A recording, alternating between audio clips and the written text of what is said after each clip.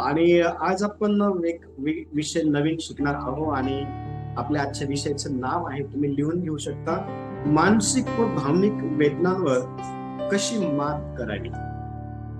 परत एकदा सांगतो, लिहून घ्या. मानसिक व भावनिक वेदनांवर कशी मात करावी. ठीक आहे. आणि ह्या जगामध्ये राहत असताना आपल्याला ह्या मानसिक आणि भावनिक वेदनांचा सामना जो आहे तो करावा लागत असतो.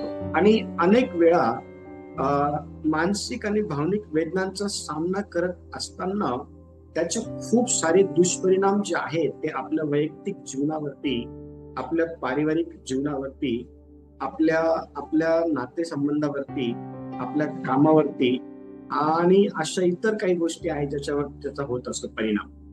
आणि आजच्या संध्याकाळच्या वेळेला मानसिक आणि भावनिक वेदनांवरती किंवा जो काही त्रास आहे त्या त्रासावरती कशा प्रकारे मात केली पाहिजे हे आज आपण शिकणार आहोत. आणि पवित्र शास्त्र हे आपल्याला मानसिक आणि भावनिक वेदनांचा सामना आपण करत असताना त्यावरती कशा प्रकारे मात केली पाहिजे हे खूप अतिशय सुंदररित्या काय करतं आपल्याला शिकवतं. मग पहिला जो मुद्दा आहे तो लिहून घ्या.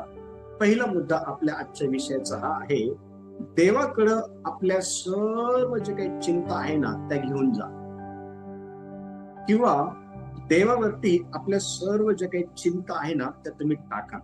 आता मानवीय जीवन जगत असताना आपल्या जीवनामध्ये आपण अनेक प्रकारच्या ज्या काही चिंता आहे त्या करत असतो, किंवा अनेक प्रकारच्या अशा काही गोष्टींना आपण फेस करत असतो ज्यामुळं आपण ह्या दोन भागांमध्ये वेदनांचा सामना जो आहे तो करत असतो. आणि आजच्या संध्याकाळच्या वेळेला आपला जो पहिला मुद्दा आहे तो हा आहे की ज्या वेळेला तुम्ही मानसिकरित्या किंवा भावनिकरित्या ना चिंतांचा सामना करत असतात त्यावेळेला तुमच्या त्या सर्व ज्या काही चिंता आहे त्या तुम्ही परमेश्वर देवावरती ज्या आहे त्या टाकल्या पाहिजे. आणि यासाठी पवित्र शास्त्र आपल्याला काय सांगतं ते आपण पाहणार आहोत. आणि कोणीतरी माझ्यासाठी पहिले पेत्र 5वा अध्याय आणि वचन 7 वाचण्यासाठी मदत करा. पहिले पेत्र 5वा अध्याय आणि वचन 7 आपण वाचणार आहोत. त्याच्यावर तुम्ही आपली सर्व चिंता टाका, कारण तो तुमची काळजी घेईल. Very good. देवाचं वचन अतिशय स्पष्टपणे आपल्याला हे सांगत आहे की ज्या ज्या वेळेला आपण चिंतांचा सामना करत असतो, ठीक आहे, अनेक चिंता आहे. आता सर्व चिंतेविषयी जर बोलायला गेलं तर आपली मीटिंग ही चिंतांची नावं सांगता सांगता संपून जाईल. पण लक्ष द्या, मला तुम्हाला ह्या ठिकाणी आज हे सांगायचं आहे, हे शिकवायचं आहे की आपण ज्या ज्या चिंतेचा सामना करत असतो ना, अशा सर्व जे काही चिंता आहे त्या सर्व आपण देवावरती जे आहे ना टाकणं गरजेचं आहे.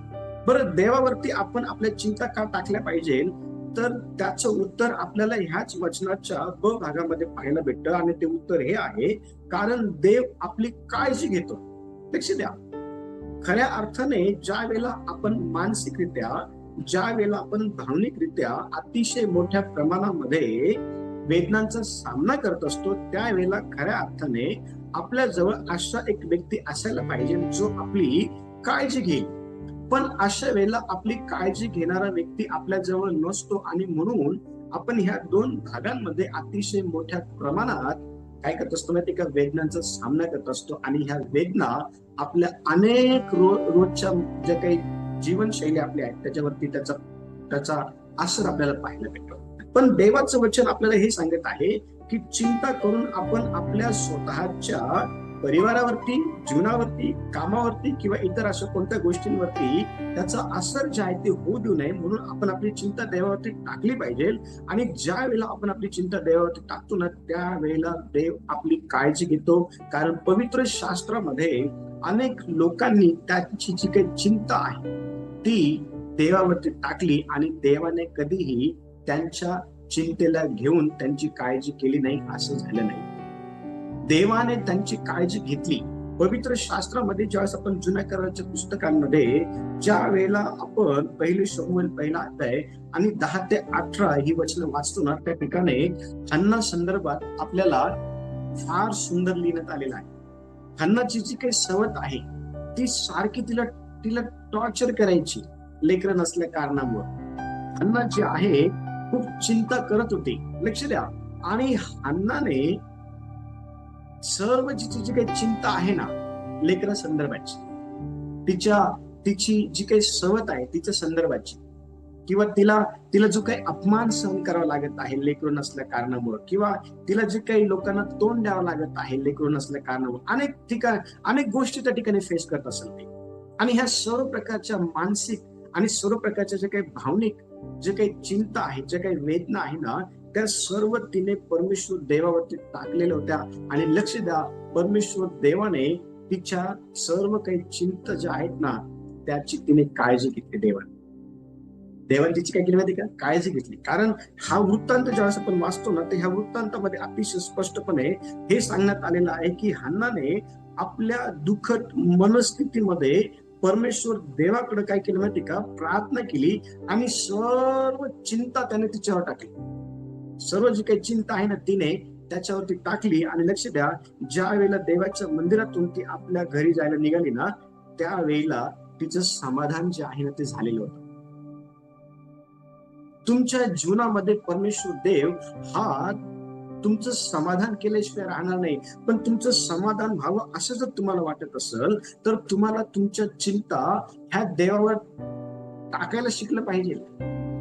पवित्र शास्त्रामध्ये याईर नावाचा व्यक्ती हा प्रभू येशू ख्रिस्ताकडे आला आणि त्याची चिंता ही होती की माझी मुलगी ही आजारी आहे आणि त्या आजारपणामुळे मरून जाते की काय. आणि एकूण एक मुलगी आहे त्या. आणि लक्ष द्या, त्याने प्रभू येशू ख्रिस्ताला त्याच्या जीवनातली सर्व जी काही चिंता आहे ना, जी त्याला भेडसावत होती, जी त्याला त्रास येत होती, त्याने ती येशूला सांगितली. आणि येशूने त्याच्या चिंतेला घेऊन त्याच्या घरी जाण्याचा निर्णय घेतला.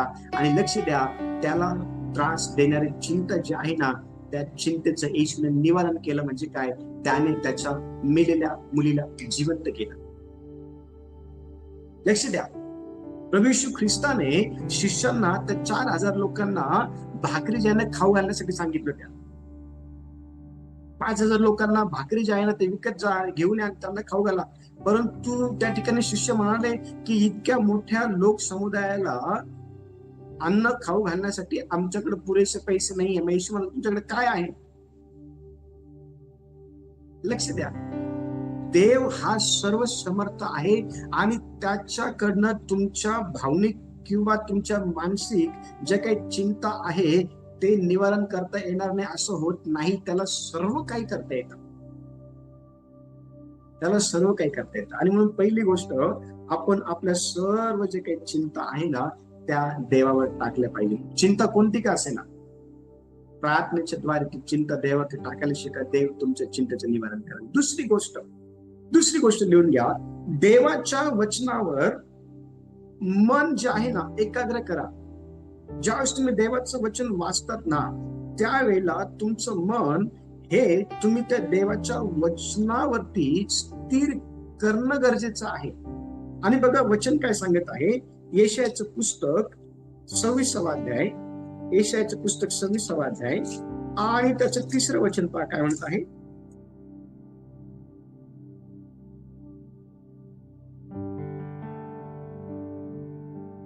सव्वीसावा अध्याय 3रं वचन,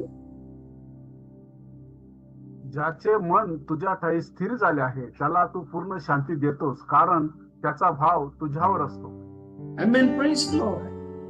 काय म्हणत या ठिकाणी देवाचं वचन? आपल्या जीवनामध्ये आपण मानसिक वेदनांचा सामना करत असतो. आपल्या जीवनामध्ये आपण भावनिक वेदनांचा सामना करत असतो. परंतु ह्या दोन्ही प्रकारच्या वेदनांचा सामना करत असताना परमेश्वराचं जे वचन आहे ना त्या वचनाला वाचणं गरजेचं आहे. आणि ते वचन ज्यावेळेस आपण वाचतो ना तर ते वचन नेमकी काय सांगतं ते समजून घेणं गरजेचं आहे. आणि त्या वचनावरती आपण स्थिर राहायला पाहिजे. जर आपण त्या वचनावरती जर स्थिर राहिलो तर परमेश्वराचं वचन आपल्याला हे सांगतं की तो आपल्याला पूर्ण शांती देतो, अपूर्ण शांती नाही. आणि देव जी शांती आपल्याला देतो ना ती शांती जग देतं अशा प्रकारची शांती नाहीये. जगाच्या शांतीमध्ये आणि देवाच्या शांतीमध्ये खूप मोठा फरक आहे. आणि देवाची शांती ही ज्यावेळेस तुमच्या जीवनामध्ये जे वचन तुम्ही वाचलेलं आहे त्यावरती स्थिर राहून येते ना, ती शांती तुमच्या जीवनातल्या सर्व प्रकारच्या भावनिक त्रासांना घालून टाकते, सर्व प्रकारच्या मानसिक त्रासांना जे ती घालून टाकते, सर्व प्रकारची जी चिंता आहे ना ती तुमच्या जीवनातली दूर करून टाकते. एवढं सामर्थ्य देवाच्या शांतीमध्ये आहे. कारण देवाचे दिन सांगत आहे, कारण त्याचा भाव तुझ्यावरती असतो. लक्ष द्या देवाच्या लेकरांनो, आजच्या संध्याकाळच्या वेळेला आपण ज्या वेळेला पवित्र शास्त्रातील वचन ऐकत आहोत ना, हे वचन तुमच्या हृदयामध्ये देवाला म्हणा की देवा कार्य करू द्या आमच्या प्रत्येक चिंतेवरती. प्रभू येशू ख्रिस्त जो आहे ना, त्याच्या जीवनामध्ये देखील चिंता होती.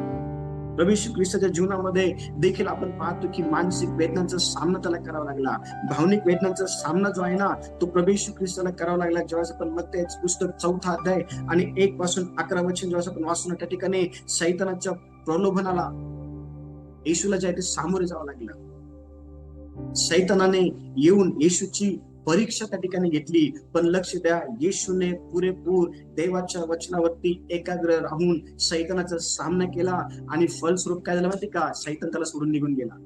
वचन सांगतं की परीक्षक त्याला सोडून निघून गेला. तो परीक्षक सैतान होता.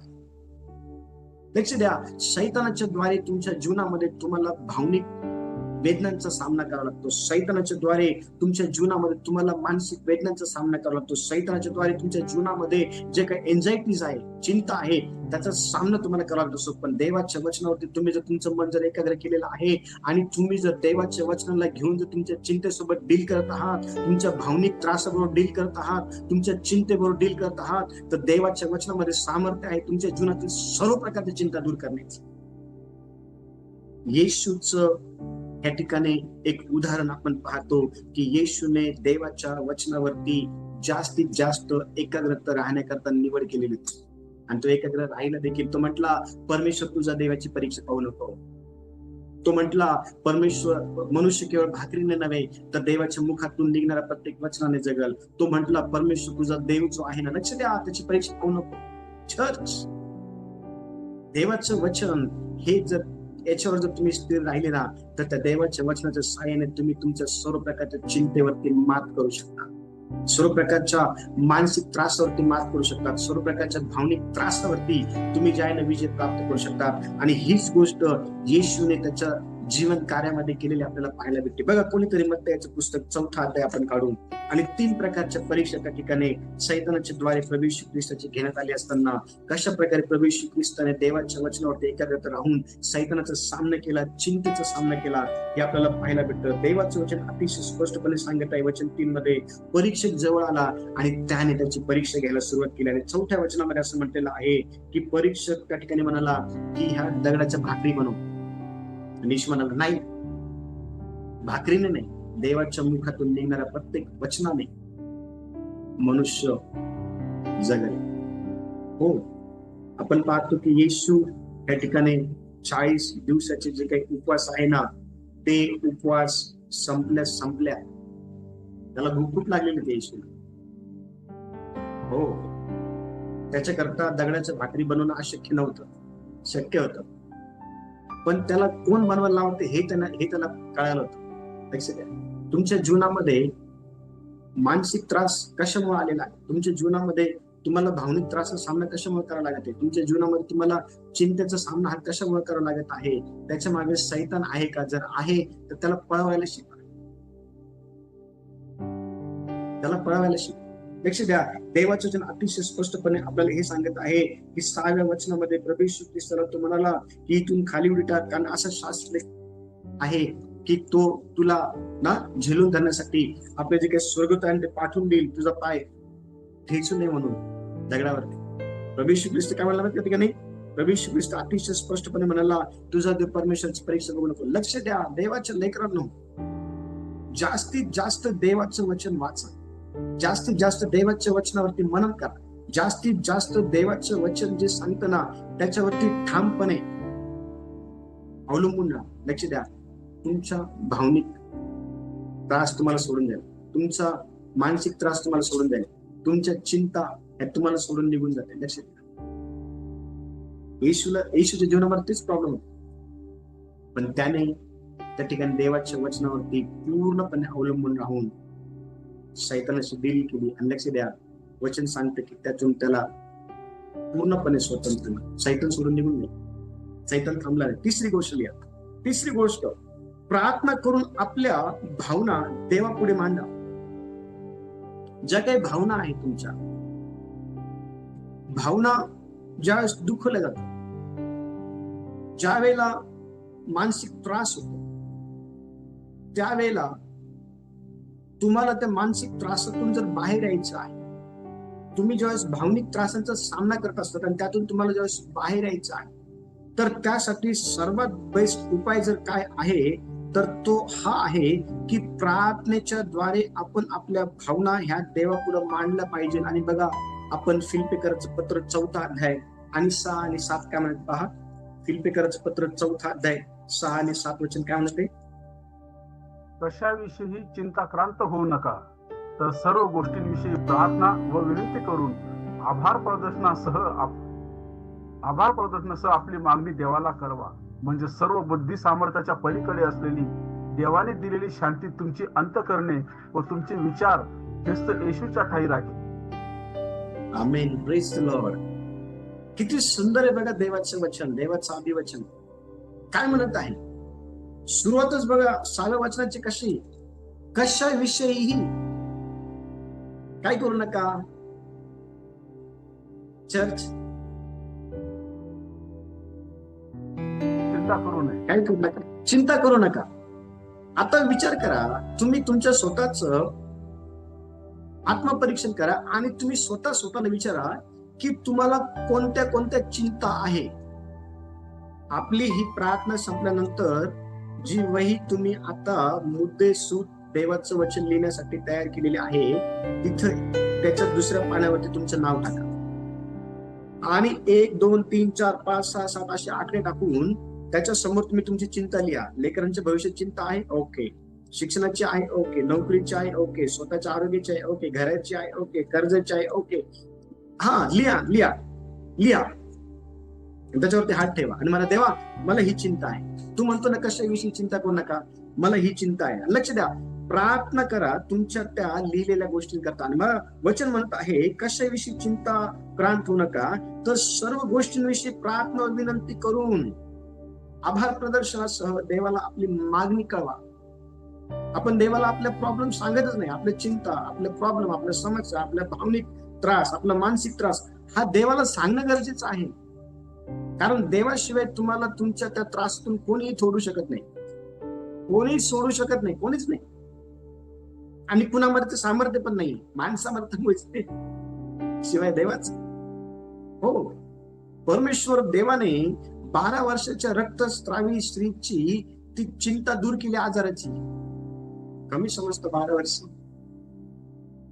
परमेश्वर देवाने ते व्यभिचारामध्ये पकडलेल्या त्या स्त्रीची जी काही मरणासंदर्भात चिंता होती ना, ती प्रभू येशू ख्रिस्ताने दूर केली. तिला जीवनदान दिलं. हो, पेत्राची चिंता होती की माझी सासू बरी होती का नाही होत, पण देवाने त्याची चिंता दूर केली, त्याच्या सासूला बरं करून. लक्ष द्या, देव हा तुमच्या जीवनातल्या प्रत्येक चिंता दूर करण्याचं सामर्थ्य ठेवतो, पण ते दूर व्हावं म्हणून तुम्ही प्रार्थना करून त्याला सांगणं गरजेचं आहे. तुम्ही त्याला सांगा, तुम्ही त्याला बोला, तुमचे प्रॉब्लेम शेअर करा देवासमोर, प्रार्थना करा, बोला एकांतामध्ये, रडा, देवाला सांगा, देवा माझे प्रॉब्लेम आहे, माझ्या समस्या आहे, मी अशा प्रकारच्या चिंतेमध्ये आहे. लक्ष द्या, प्रत्येक चिंतेचं उत्तर प्रभू येशू आहे. प्रत्येक चिंतेचं उत्तर प्रभू येशू आहे. आणि हीच, लक्ष द्या, ही चिंता दाविदाच्या जीवनामध्ये पण होती. आणि दावीद त्याची चिंता परमेश्वरासमोर प्रार्थनेच्या फलस्वरूप घेऊन जाते. बघा, ज्यावेळेस आपण स्तोत्र संहिता 34 आणि वचन 4 वाजतो, बघा काय म्हणते स्तोत्र संहिता 34 वचन 4. मी परमेश्वराला शरण गेलो आणि त्याने माझा स्वीकार केला. त्याने माझ्या सर्व भयांपासून मला सोडवले. Praise the Lord, hallelujah. मी परमेश्वर देवाला शरण गेलो. कसं गेलं शरण? प्रार्थना करून.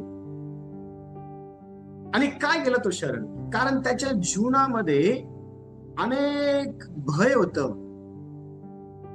आता कोणत्या कोणत्या प्रकारचं भय आहे हे जर तुम्हाला समजून घ्यायचं असेल तर तुम्हाला दाविदाच्या त्या सर्व राज्य कारभाराविषयी जे आहेत ना, सुरुवातीपासून तुम्हाला पवित्र शास्त्र वाचल्यानंतर समजा. आणि लक्ष द्या, दावीद आहे ना, दावीद संकटामध्ये होता, दावीद भयामध्ये राहून जीवन जगत होता, परंतु त्या संकटामध्ये, त्या भयामध्ये त्याने सर्वात बेस्ट मार्ग जर कोणता निवडलेला असेल तर तो मार्ग होता देवाकडे जाण्याचा. लक्ष द्या, तुमच्या जीवनामध्ये भय आहे का? देवाकडे जा. तुमच्या जीवनामध्ये टेन्शन आहे का? देवाकडे जा. तुमच्या जीवनामध्ये चिंता आहे का? देवाकडे जा. तुमच्या जीवनामध्ये प्रॉब्लेम आहे, जा देवाकडे. काय होईल माहिती का देवाकडे गेल्यानंतर? परमेश्वर, ज्या परमेश्वर देवाने दाविदाला त्याच्या संपूर्ण भयापासून काय केलं माहिती का? सोडवलं ना, तो तुम्हाला सोडवेल. लक्ष द्या, तो तुम्हाला वचन सांगतं, जन्म देणारी आई आणि दूध पाजणारी आई आपल्या लेकराला विसरल, पण मी तुम्हाला विसरणार नाही. जर देवच म्हणतो मी तुम्हाला विसरणार नाही, तर मग त्या न विसरणाऱ्या देवाकडे आपण आपली चिंता घेऊन जाणं गरजेचं आहे. आपण आपले प्रॉब्लेम घेऊन जाणं गरजेचं आहे. आपण आपलं भय घेऊन जाणं गरजेचं आहे. कोणत्या प्रकारचं भय आहे तुम्हाला? घेऊन जा देवाकडं. अनेक लोकांना मरणाचं भय वाटतं. थोडं आजारी पडलं का काही विचार येतात मनामध्ये. अनेक लोकांना नोकरी जाण्याचं भय असतं. अनेक लोकांना म्हणजे वेगळ्या प्रकारचं भय आहे, चिंता आहे. दाविदाला या ठिकाणी भय होतं. लक्ष द्या, आणि दाविदाने काय केलं माहिती का? परमेश्वर देवाला शरण जाणं बेस्ट समजलं. तो गेला आणि वचन सांगतं की परमेश्वर देवाने त्याला त्याच्या सर्व प्रकारच्या भयातून काय केलं माहिती? सोडवलं. तो देव आज पण आहे सोडवण्यासाठी तयार, कारण तो स्वतः म्हणतो की मी काल, आज आणि युगानुयुग एकसारखा आहे. परमेश्वर बदलत नाही. किंवा परमेश्वराचं कार्य करण्याची आता जी काही प्रक्रिया आहे ना, ती आता काय म्हणता, पहिले जशी चांगलं काम करायचे आता काम करणे असातला प्रकार नाही. तो सर्व समर्थ देव आहे, तो सर्व व्यापी देव आहे, तो सर्व ज्ञानी आहे. हो, आणि तो तुम्हाला तुमच्या सर्व प्रकारच्या प्रॉब्लेम मधून बाहेर काढेल. आणि म्हणून चिंता करू नका. आणि असं चिंता तर देवावर टाकायला शिका, कारण दाविदाने त्याची चिंता देवावर टाकली. चौथा मुद्दा क्रमांक 4 लिहून घ्या. देवावर संपूर्ण विश्वास ठेवा. 8 जे आहे ना आपलं, पूर्ण हृदयाने देवावरती काय करा माहिती का? अवलंबून राहा. हो, पूर्णपणे. आपण पाहतो त्या ठिकाणी पेत्र हा पूर्णपणे देवावरती अवलंबून होता, येशूवरती. येशू ज्या वेळेला समुद्राच्या पाण्यावर चालून येत होता त्यावेळेला सर्व जण घाबरले. त्यांना वाटलं भूत आहे की काय, पण येशू म्हणलं भिवू नका, मी आहे. आणि पेत्राला वाटलं अरे प्रभू आहे, प्रभू मला पण सांग, मी पण तुझ्याकडे. येशू म्हणला ये, आणि तो चालू लागला. पण तुम्हाला माहिती का, त्याची नजर येशूवरून हटली आणि त्याची नजर ही समुद्राच्या वाऱ्यावरती, लाटांवरती गेली आणि तो डुबायला लागला. तो वृत्तांत तुम्ही वाचल्यानंतर तरी मला पाहायला भेटेल, येशू म्हणाल तुझा विश्वास कुठे आहे?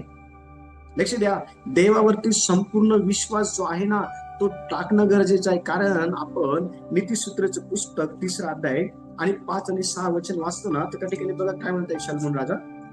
नीतिसूत्राचे पुस्तक 3 अध्याय 5 आणि 6 वचन. तू आपल्या अगदी मनापासून परमेश्वरावर भाव ठेव, आपल्याच बुद्धीवर अवलंबून राहू नकोस. तू आपल्या सर्व मार्गात त्याचा आदर कर, म्हणजे तो तुझा मार्गदर्शक होईल. Praise the Lord, hallelujah. काय सुंदर आहे पहा देवाचं वचन.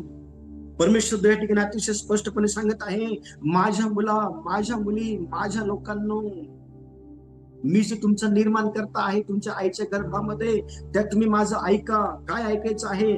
तुम्ही आपल्या स्वतःच्या मनावरती, आपल्या स्वतःच्या बुद्धीवरती, आपल्या स्वतःच्या कर्तृत्वावरती, आपल्या स्वतःच्या ना जे काही आपल्याकडे आहे त्याच्यावरती अवलंबून राहू नका.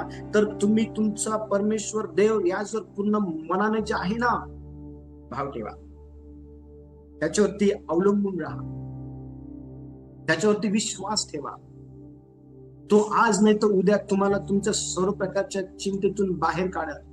तो आज नाही तर उद्या तुम्हाला तुमच्या सर्व प्रकारच्या मानसिक त्रासातून सोडवल, तुमच्या भावनिक त्रासातून तुम्हाला तो बाहेर काढेल. आणि म्हणून खचू नका, निराश होऊ नका, हताश होऊ नका, रडू नका,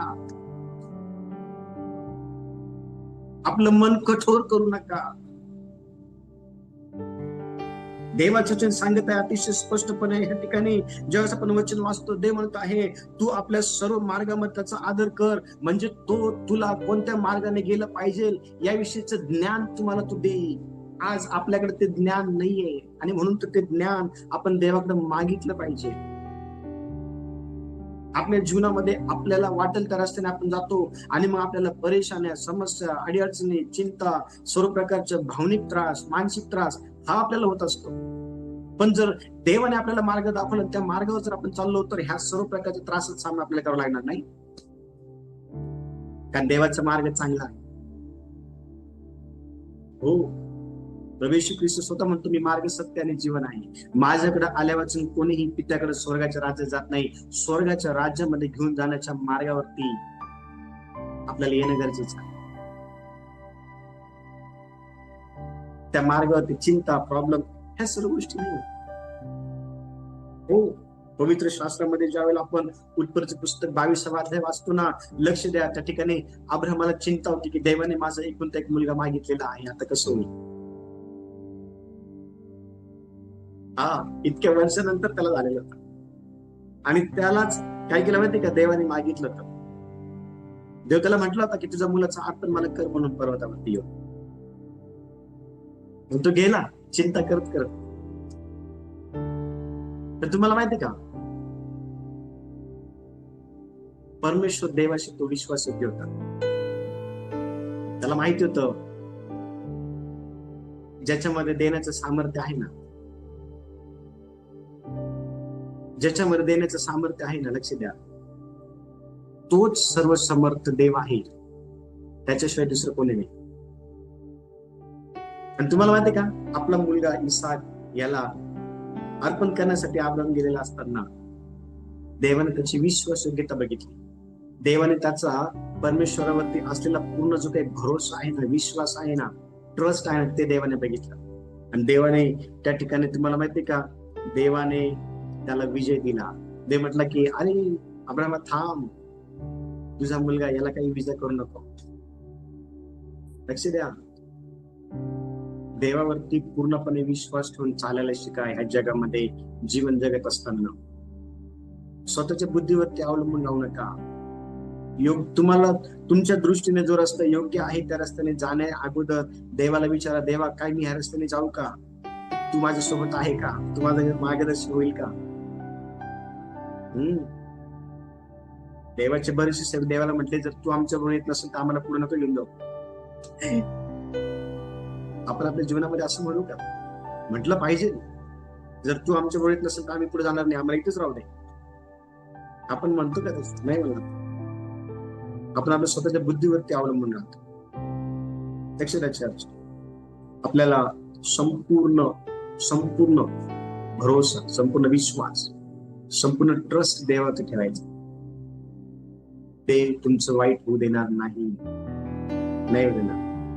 तो तुम्हाला सोडणार नाही, तो तुम्हाला टाकणार नाही, तुमच्या लेकरांना टाकणार नाही. तो तुम्हाला सोडणार नाही, नाही, नाही, नाही, नाही. कारण तो काय म्हटलं माहिती का, पहा युगाच्या समाप्तीपर्यंत तुम्ही सर्व दिवस तुमच्या बरोबर आहात. Hallelujah, praise the Lord. हो, प्रभू येशू ख्रिस्त स्वतः मत्तयाचं पुस्तक ज्यावेळेस आपण काढतो ना, बघा मत्तयाच्या पुस्तकामध्ये ज्यावेळेस आपण येतो ना, मत्तयाच्या पुस्तकामध्ये देवाचं वचन अतिशय स्पष्टपणे आपल्याला सांगतं. आपण देवाचं वचन वाचणं गरजेचं आहे. देवाचं वचन आपण ज्यावेळेस वाचतो ना, बघा कोणीतरी 28वा अध्याय आणि 20 वचन पहा, कोणीतरी वाचा मत्तय 28:20.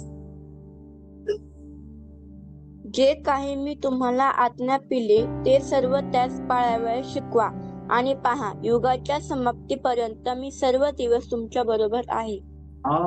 माझ्या लेकरांनो, निराश होऊ नका, हताश होऊ नका, रडू नका, खचू नका, चिंता करू नका. मानसिक त्रास असेल, भावनिक त्रास असेल, काळजी करू नका. मी तुमच्या बरोबर आहे. हो, हा मी कोण आहे माहिती का, सर्व समर्थ देव. हो, ज्या वेळेला मोशेने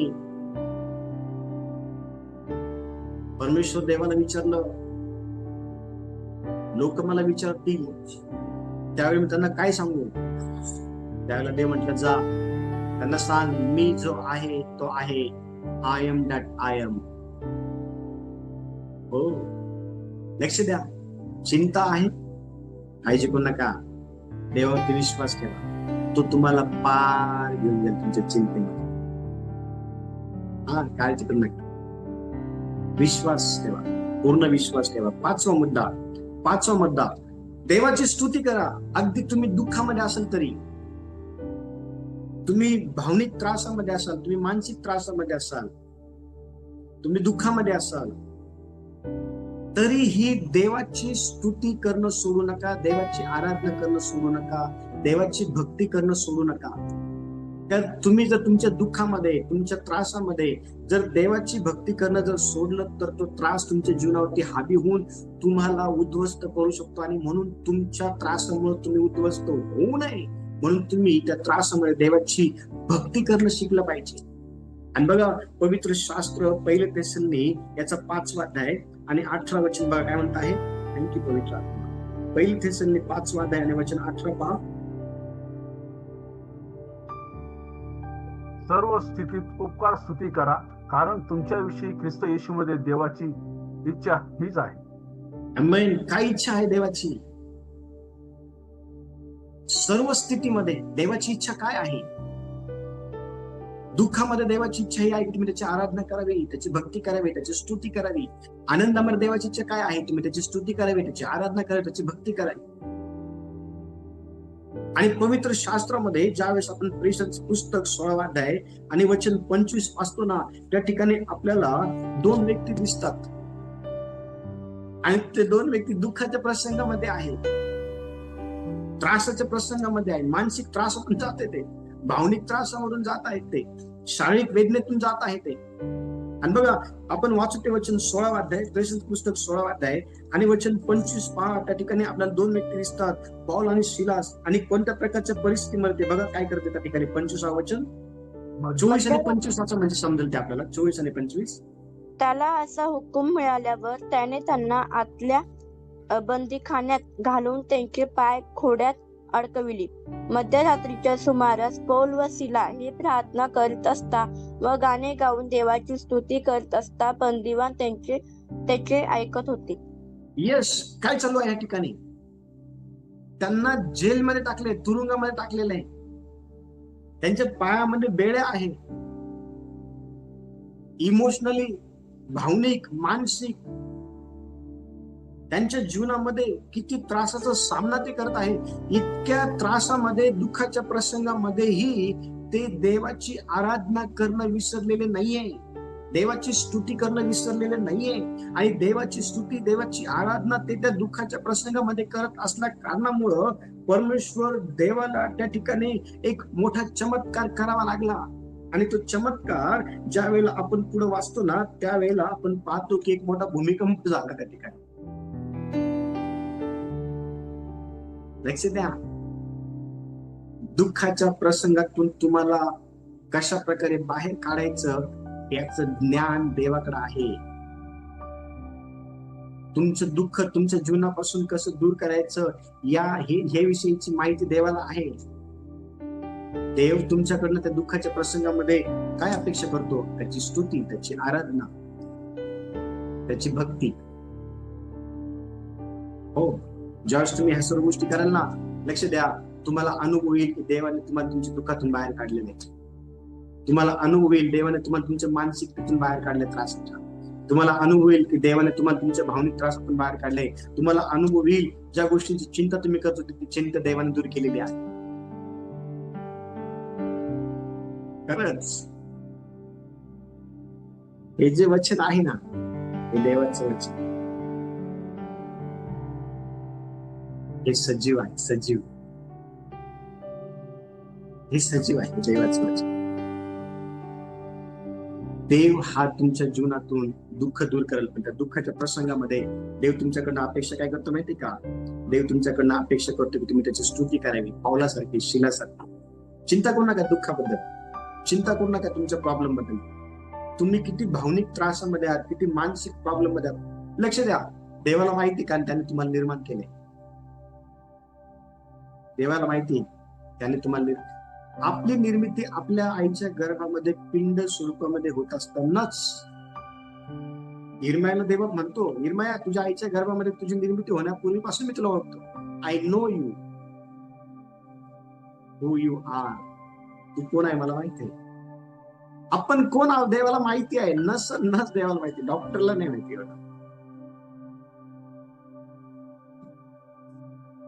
डॉक्टरला पण नाही माहिती. आज बरेचसे सायंटिस्ट लोक रक्त तयार करण्याच्या प्रोसेस मध्ये अनेक गोष्टी करते, अजून पर्यंत रक्त तयार नाही होत.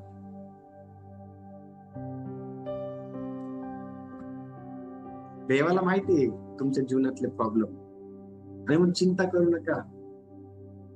दुःखामध्ये, त्रासामध्ये, प्रॉब्लेम मध्ये देवाची भक्ती करा, देवाची आराधना करा. तो तुम्हाला बाहेर काढेल. तो तुम्हाला बाहेर काढेल. तो तुमची नाव बरोबर किनाऱ्याला घेऊन येईल.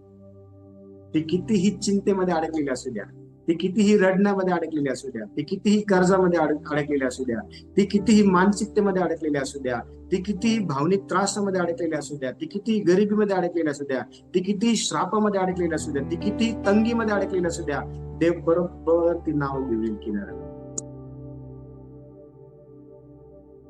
त्याच्यामध्ये सामर्थ्य आहे. त्याच्यामध्ये सामर्थ्य आहे. तो बोलतो होतं. लक्ष द्या, तो बोलतो आणि ती गोष्ट अस्तित्वात येते. हे सामर्थ्य आहे आपल्या देवामध्ये. हे सामर्थ्य आपल्या देवामध्ये. आणि म्हणून लक्ष द्या, दुःखाच्या प्रसंगीमध्ये देवाची स्तुती करा. सहावा मुद्दा, देवाच्या उपस्थितीत विश्रांती घ्या. देवाच्या उपस्थितीमध्ये विश्रांती घ्या. चिंता तुम्हाला विश्रांती घेऊ देणार नाही. मानसिक त्रासाचा सामना तुम्हाला विश्रांती घेऊ देणार नाही. भावनिक त्रासांचा सामना तुम्हाला विश्रांती घेऊ देणार नाही. तुमच्या जीवनातले प्रॉब्लेम हे तुम्हाला अस्वस्थ करण्यासाठी येतात. तुमच्या जीवनामध्ये समस्या ह्या तुम्हाला उद्ध्वस्त करण्यासाठी येतात. तुमची शारीरिक प्रकृती पूर्णपणे डॅमेज करण्यासाठी तुमच्या जीवनामध्ये चिंता, प्रॉब्लेम ह्या सर्व गोष्टी येतात. पण लक्ष द्या, देवामध्ये विसावा घ्या. अशा वेळेला बघा, मत्तयाचे पुस्तक 11 अध्याय आणि 28 वचन काय म्हणते बघू आपण ते वचन. मत्तयाचे पुस्तक 11 अध्याय आणि 28 वचन. अहो कष्टी व भाराक्रांत जन हो, तुम्ही सर्व माझ्याकडे या, म्हणजे मी तुम्हाला विसावा देईन. Praise the Lord. कुठे जायचं आहे दुःखाच्या प्रसंगी? माणसाच्या दारी? नाही नाही नाही नाही. दुःखाच्या प्रसंगी कुठे जायचं आहे? लक्ष द्या, जगामध्ये असं कोणतंच ठिकाण नाही की जिथं तुमच्या दुःखाचं निवारण होईल शिवाय देवाचं. शिवाय देवाचं. लक्ष द्या, हो, परमेश्वर देवाचं वचन सांगत आहे, अहो कष्टी व भाराक्रांत जन हो. अहो कष्टाने दबलेल्या लोकांनो, ओझ्याने दबलेल्या लोकांनो, चिंतेने दबलेल्या लोकांनो, आजाराने, परेशानीने, संकटाने, समस्याने, कर्जाने बेजार झालेल्या लोकांनो, दबलेल्या लोकांनो, माझ्याकडे या. इतिहासामध्ये असं कोणीच म्हटलं नाही असं, माझ्याकडे या मी तुम्हाला विसावा देईल. एकच जण म्हटलं.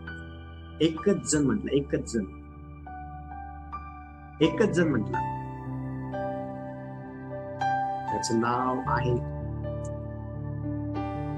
अल्फा ओमेगा, आदि व अंत, सुरुवात आणि शेवट. त्याचं नाव आहे आमेन. त्याचं नाव आहे यहुदाचा सिंह. त्याचं नाव आहे राजांचा राजा आणि प्रभूंचा प्रभू. हो, त्याचं नाव आहे प्रभू येशू. लक्ष द्या, प्रभू येशू म्हणत आहे, माझ्याकडे या मी तुम्हाला विसावा देईल. आणि लक्ष द्या, 2 बहिणी पवित्र शास्त्रामध्ये ज्या चिंता करणाऱ्या होत्या, आई वडील नाही तर त्यांना भाऊच होता फक्त त्यांना. कालांतराने भाऊ पण मेला, ते नंतर आपण बघणार आहोत ना दिवसांमध्ये. ज्या वेळेला प्रभू येशू ख्रिस्त हा बेथनी गावामध्ये गेला ना, लक्ष द्या, त्या वेळेला एक बहीण जाऊन तिने येशूला आपल्या घरी आणलं. आणि एक बहीण सर्व चिंता, सर्व प्रॉब्लेम, सर्व दुखणं, सर्व परेशानी येशूवर टाकून त्याच्या जवळ बसली, पायाजवळ. त्याचं ऐकत आहे. बोल प्रभू, तुझी दासी ऐकत आहे. बोल, माझ्याकरता काय संदेश, माझ्याकरता काय आहे, बोल. उगा राहू नको, शांत राहू नको, माझ्याबरोबर बोल. हा, मरिया जी आहे ना, चर्च, लक्ष द्या, मरिया ही येशूच्या पायाजवळ शांत बसून होते. तिला माहिती होतं माझ्या जीवनातलं वादळ दूर करणारा माझ्या समोर आहे. तिला माहिती होतं माझ्या जीवनातल्या चिंता, माझ्या जीवनातले प्रॉब्लेम, माझ्या जीवनातले सर्व त्रास दूर करणारा माझ्या समोर आहे, आणि त्याला मला प्रसन्न करायचं. बस, देवाला प्रसन्न करायचं. परमेश्वर प्राप्तीचा काळ आहे, तोवर त्याला शोधा, तो जवळ आहे, तोच त्याचा धावा करा. Yes, we have to. आपल्याला ते केलं पाहिजे, आपल्याला ते केलं पाहिजे. परमेश्वराला प्राप्त करून घेणं चांगलं आहे, तो जवळ आहे, तोच त्याला पकडणं चांगलं आहे. सर्वांना नाही भेटत. हा, जगामध्ये सर्वांना जिवंत देवाची ओळख अजून पण झालेली नाहीये. ती व्हावी ही तर देवाची इच्छा आहे, पण आपल्याला झाली आहे ना, तर आपण त्याची कदर केली पाहिजे. देवाची काय केलं काय पाहिजे, लक्ष द्या, आपण केलं पाहिजे. देवाच्या उपस्थितीमध्ये आपण जसं मरियाने विसावा घेतला, देवाच्या उपस्थितीमध्ये जसं मरियाने विश्रांती घेतली, तसं आपल्याला विश्रांती घ्यायची आहे. आणि शेवटचा मुद्दा लिहून घ्या, पवित्र आत्म्याच्या सामर्थ्यावरती अवलंबून राहा. आय लव्ह यू पवित्र आत्मा. पवित्र आत्म्यावरती प्रेम करा. तो एक पर्सन आहे, तो एक व्यक्ती आहे, त्याला भावना आहे. त्याला ज्यावेळेस आपण नाही म्हणतो ना, त्यावेळेस तो दुखवतो, तो रडतो. हा, पवित्र आत्म्यावरती प्रेम करा. सकाळी उठल्यानंतर पवित्र आत्म्याला गुड मॉर्निंग म्हणायचं शिका. पवित्र आत्म्याला आय लव्ह यू म्हणायचं शिका. पवित्र आत्म्याला मला थँक्यू आजचा दिवस दिल्याबद्दल. ये आज माझ्यासोबत राहा. येस, पवित्र आत्मा एक पुस्तक आहे बेनिहीन यांचं, इंग्लिश मध्ये आहे, मराठीमध्ये आहे किंवा नाही मला माहिती नाही, पण जर मे बी माझ्या माहितीप्रमाणे मराठीमध्ये नाहीये वाटतं, पण इंग्लिश मध्ये पुस्तक आहे, त्याचं नाव आहे गुड मॉर्निंग होली स्पिरिट. खूप सुंदर आहे. हो, मोठमोठ्या देवाच्या सेवकांचे बायोग्राफी वाचा, जीवन चरित्र वाचा, मोठमोठ्या देवाच्या सेवकांचे, ज्यांनी पवित्र आत्म्याचा अनुभव घेतला, ज्यांनी पवित्र आत्म्याचा अनुभव घेतला. हो, ज्यांनी क्रुसेड मध्ये उभं राहिले आणि पवित्र आत्म्याने त्यांना सांगितलं, बोल, एक बहीण अशी आहे जी अशाच्या प्रॉब्लेम मध्ये आहे, तिचं नाव हे आहे, समोर ये. हा, हे पवित्र आत्मा सांगतो ह्या सर्व गोष्टी. आपण शिकलो पवित्र आत्म्याची 9 वरदानं. येणाऱ्या दिवसामध्ये डिटेलमध्ये अजून आपण शिकणार आहोत. डिटेलमध्ये पवित्र आत्मा कशा प्रकारे काम करतो ते डिटेलमध्ये आपण शिकणार आहोत. लक्ष द्या, शेवटचा मुद्दा, पवित्र आत्म्याच्या सामर्थ्यावरती अवलंबून राहा. बघा, रोमकराचं पत्र 8 अध्याय आणि 26 वचन काय म्हणते पहा. थँक्यू पवित्र आत्मा, पवित्र. रोमकराचं पत्र 8 अध्याय आणि 26 वचन. तसेच आत्माही आपल्या अशक्तपणात आपल्याला हातभार लावतो, कारण आपण यथायोग्य प्रार्थना कशासाठी केली पाहिजे हे आपल्याला ठाऊक नाही, पण आत्मा स्वतः अनिर्वाच्य कहण्याने मध्यस्थी करतो. आमेन, प्रेज द लॉर्ड, हालेलुया. आत्मा काय करतो? पवित्र आत्मा काय करतो? पवित्र आत्मा आपल्याला आपल्या अशक्तपणामध्ये हातभार लावतो. हो, पवित्र आत्म्याला माहिती आहे आपण अशक्त आहोत. प्रभू येशू देखील अशक्त होता शरीरामध्ये, प्रभू येशू देखील अशक्त होता, पण प्रभू येशू ख्रिस्ताला देखील पवित्र आत्म्याने त्याच्या त्या अशक्तपणामध्ये हातभार लावला. ज्यावेळेला आपण मत्तईचं पुस्तक 26 अध्याय काढतो ना, मत्तईच्या पुस्तकाच्या 26 अध्यायामध्ये प्रभू येशू ख्रिस्त हा अतिशय प्रचंडपणे मानसिक दुःखाचा सामना करत होता ना, त्यावेळेला पवित्र आत्म्याने प्रभू येशू ख्रिस्ताला सहाय्य केलं त्या त्रासामध्ये, त्या अशक्तपणामध्ये. बघा, कोणीतरी वाचा वचन माझ्यासाठी, मत्तईचं पुस्तक 26 अध्याय आणि 39 वचन काय म्हणत आहे? वचन 39. मग तो थोडासा पुढे जाऊन पालथा पडला आणि त्याने अशी प्रार्थना केली, हे माझ्या बापा, होईल तर हा प्याला माझ्यावरून टळून जाऊ, तथापि माझ्या इच्छेप्रमाणे नको तर तुझ्या इच्छेप्रमाणे हो. हा, बघा, अतिशय दुःखाच्या त्या प्रसंगातून येशू चालला आहे, आणि त्या दुःखाच्या प्रसंगामध्ये येशू हा पित्याजवळ प्रार्थना काय करते माहिती का? येशूला कळालं की त्याचं मरण फार भयानक आहे, फार भयानक, तुच्छ मानलेला, मनुष्याने टाकलेला, व्याधींशी परिचित असलेला असा तो पुरुष पण लोक तोंड फिरली. आमच्या अपराधामुळे तो घायल झाला. आम्हाला शांती देणारे शिक्षक त्यास प्राप्त झाले. त्याच बसलेल्या फटक्यांनी आम्हाला आरोग्य प्राप्त झाले. त्याचकडे पाहिलं तर त्याच कुणाचं मन बसल असं त्याचं काही सौंदर्य नव्हतं नव्हतं नव्हतं नव्हतं आपल्यासाठी. आपल्यासाठी त्याला कळालं त्याचं मरण फार भयानक आहे. खूप भयानक मरण, भयानक. पण तुम्हाला माहिती का तो काय म्हणत आहे? तो म्हटलं हे पित्या शक्य असेल तर त्याला माझ्यापासून टळून जाऊ. येशू तुटला त्या ठिकाणी, खचला येशू. हो, पण त्या परिस्थितीमध्ये पवित्र आत्मा आला. पवित्र आत्म्याने त्याला सांगितले, पवित्र आत्म्याने त्याला मदत केली त्याच्या त्या अशक्तपणामध्ये, आणि त्याची प्रार्थना बदलली. येशूची प्रार्थना बदलली आणि येशू त्या ठिकाणी म्हणत आहे, तथापि माझ्या इच्छेप्रमाणे नको, तुझ्या इच्छेप्रमाणे. हो, लक्ष द्या. पवित्र आत्म्यावरती अवलंबून राहा. जीवनामध्ये समस्या आहे का? चिंता आहे का? दुःख आहे का? भावनिक त्रासाचा सामना करते का? मानसिक त्रासातून जाते का? घरामध्ये प्रॉब्लेम आहे का? जीवनामध्ये प्रॉब्लेम आहे का? लेकरांचे प्रॉब्लेम आहे का? पतीचे आहे का? पत्नीचे आहे का? लक्ष द्या. सर्व प्रॉब्लेमचं उत्तर एकच आहे, ते म्हणजे येशू. सर्व चिंता त्याच्यावरती टाका. सर्व चिंता, सर्व काळजी, सर्व. तर तुम्हाला सोडणार नाही, तर तुम्हाला टाकणार नाही. देवबाप या वचनाद्वारे सर्वांना आशीर्वाद देऊ. आपण आपले डोळे बंद करू.